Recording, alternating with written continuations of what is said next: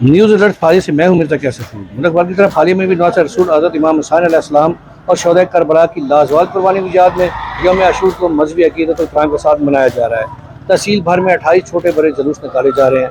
हालिया शहर का मरकजी जुलूस इमाम बारगाह हुसैनिया से बरामद हो चुका है, जो कि मुकर्रर रास्तों से होता हुआ इमाम बारगाह हुसैनिया में इख्तिताम पजीर होगा।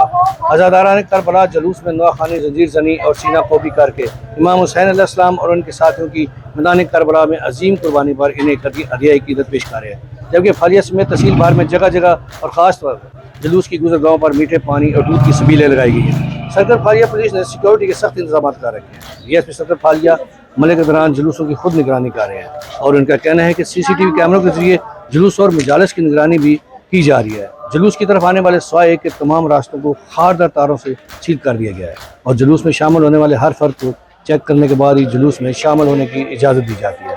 सिक्योरिटी खदशात के पेश नज़र मोबाइल फ़ोन सर्विस भी मुअत्तल है।